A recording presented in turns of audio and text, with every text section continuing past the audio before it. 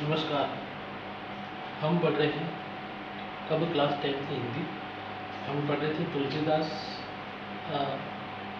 के द्वारा रचित रामचरितमानस के बालकांड से उद्धृत है यहाँ पर लक्ष्मण परशुराम संवाद, जिसके 2 पद हमने पढ़ लिए थे।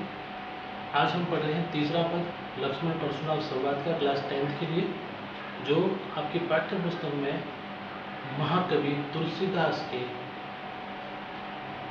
रामचरितमानस के बालकांड से उद्धृत है। ठीक है, पढ़ते हैं। इसमें जब परशुराम शिव धनुष को तोड़ने पर बड़े क्रुद्ध हैं, गुस्सा हो जाते हैं, सभा में आते हैं।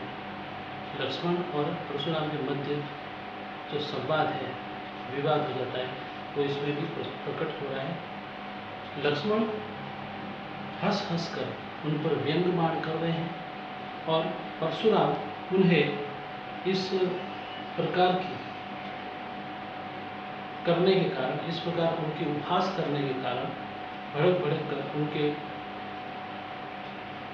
गंभीर परिणामों की धमकियां दे रहे हैं। तो इस प्रकार उनके बीच में विवाद चल रहा है। लक्ष्मण उनका उपहास कर रहे हैं व्यंग्यमानों से और परशुराम यहाँ पर गंभीर परिणाम की धमकियां दे रहे हैं।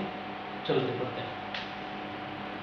बिहसी लखन बोले मृदबानी, अहो मुनि सिंहा भटू, पुनि पुनि मोहि दिखाओ कुठारो, चहत उड़ावन फूकी पहाड़ो, यहाँ कुंपड़ बतिया को नाही, जे तर्जनी देखी डर जाए, देखी कुठार सरासन बाना, मैं कछु कहा सहित अभिमाना, रघुसुत समझी जनेऊ बिलोकी, जो कछु कहूँ सहरिस रोकी, सुर महिसुर हरिजन और गाई, हमरे कुल इन पर न सुराई, बंधे पापो आप कीर्ति हारे, मारत हूँ पाप परिहत मारे, कोटि पुलिस सम वचन तुम्हारा, व्यर्थ धर्म धनुबान कुठारा, जो बिलोकी अनुचित कहे क्षमो महामुनि धीर, सुनी सरोस भृगु वंश मणि, बोले गिरा गंभीर।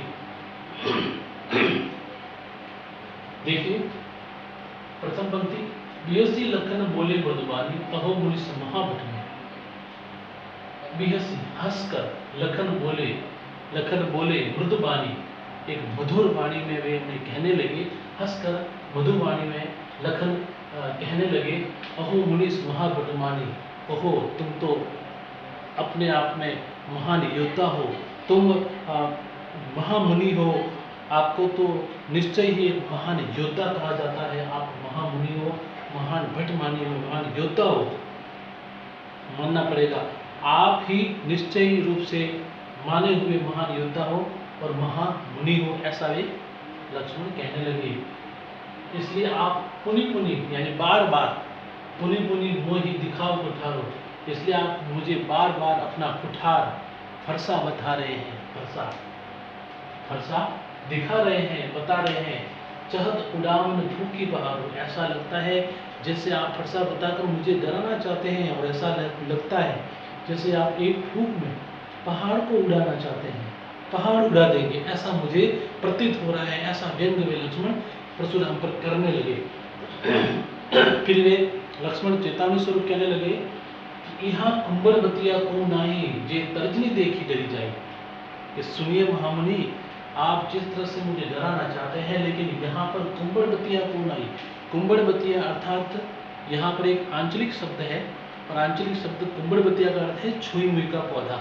साइंस में आपने देखा होगा, छुई मुई के पौधे को उंगली टच करने पर उसकी जो पत्तियाँ होती हैं, पत्तियाँ होती हैं, वो समेट जाती हैं, और कुछ ही क्षण के पश्चात वे पत्तियाँ पुनः खुल जाती हैं। तो अर्थात यहाँ पर वे अपने आप को कुंबड़ बतिया बता रहे हैं। वे कह रहे हैं कि यहाँ पर कुंबड़ बतिया कौन नहीं है, यानी यहाँ पर जो सिकुड़ कर बैठता है, यानी डरने वाला व्यक्ति कोई नहीं है।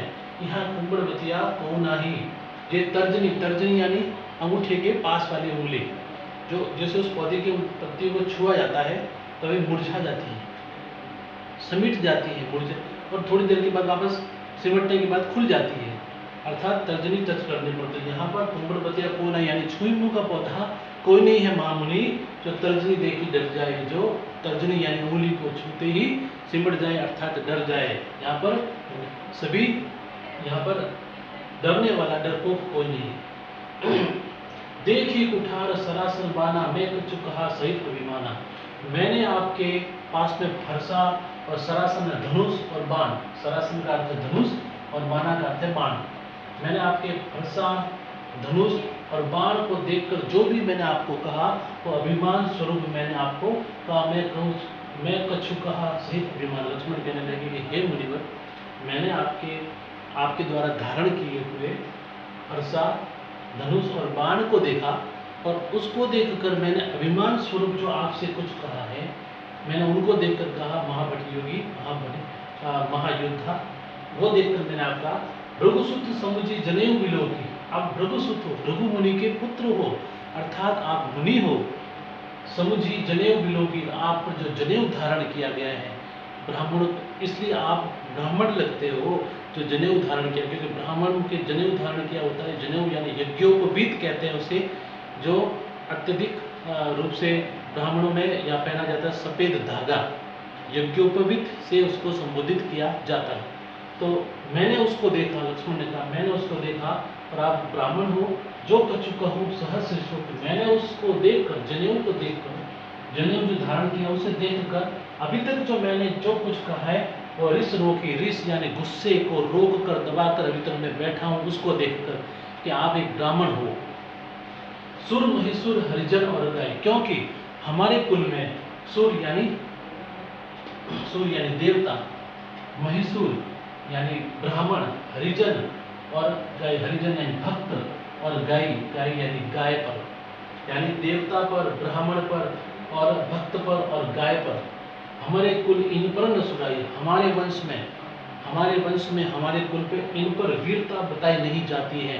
क्योंकि जब मैंने आपका वो जनेऊ देखा तो मुझे लगा ब्राह्मण, इसलिए मैं अभी तक गुस्सा रोककर, जो शब्द रोककर बैठा हूँ, इसी कारण से बैठा हूँ, क्योंकि हमारे वंश में सुर यानी देवता पर, ब्राह्मण पर, भक्त पर और गाय पर वीरता प्रकट नहीं की जाती। हमरे को इन पर न सुराई, उन पर वीरता प्रकट नहीं की जाती, वीरता दर्शाई नहीं जाती, दिखाई नहीं जाती। बंदे पाप कीर्ति हारे, यदि हम बधे यानी हम उसका वध कर दें, यदि हम इनका वध कर दें तो हमको पाप प्राप्त होता है, पाप प्राप्त होता है। और यदि हम उनसे हार जाएं तो हमको अपकीर्ति यानी अपयश प्राप्त होता है, अपयश प्राप्त होता है। यदि हम उसको बदे तो पाप प्राप्त होता है, उनकी मृत्यु कर दे तो पाप प्राप्त होता है, और उनसे हार जाए तो हमको अपयश प्राप्त होता है, अपकीर्ति प्राप्त होती है। मारो तो पाप परिये तुम्हारे। और यदि हम उसको मारते भी हैं, यदि हम उनको मारते भी हैं तो हम उनके, मैं आपके पैरों में ही पड़ूंगा, क्योंकि आप एक ब्राह्मण पुत्र हैं, इसलिए आप प्रभु हमें माफ करें। कोटि कुलिस सम वचन तुम्हारा, व्यर्थ धनुबान कुठारा। हे प्रभु, आपका एक एक वचन करोड़ों वज्र के समान है।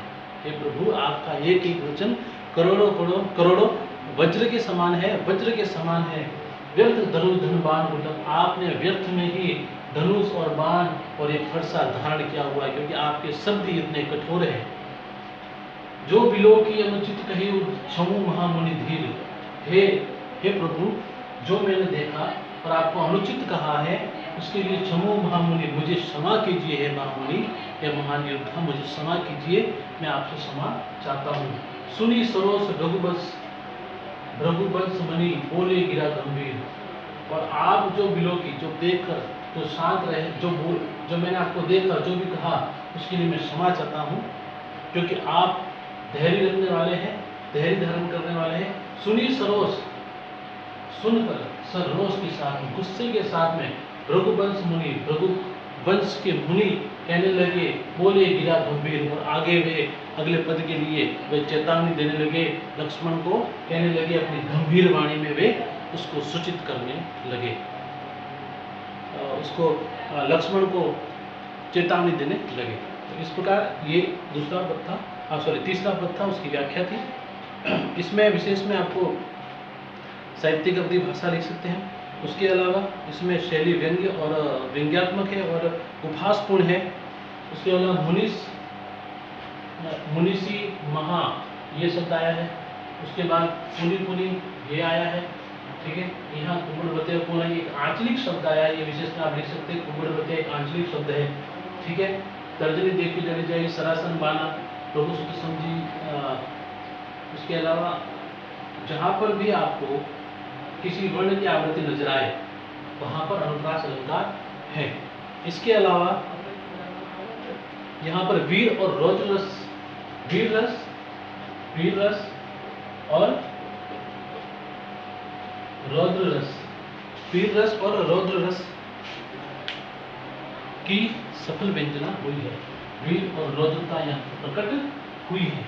ये आप विशेष में लिख सकते हैं। पद संख्या 3 इस तरह से कल पढ़ेंगे पद संख्या 4, 5 और 6 इनकी व्याख्या बाकी है। ये तुलसीदास के लक्ष्मण परशुराम संवाद का तीसरा पद था, उसकी व्याख्या। खुश रहिए और आपको पीडीएफ अवेलेबल हो जाएगी। नियमित कार्य कीजिए, नियमित पढ़ते रहिए। धन्यवाद।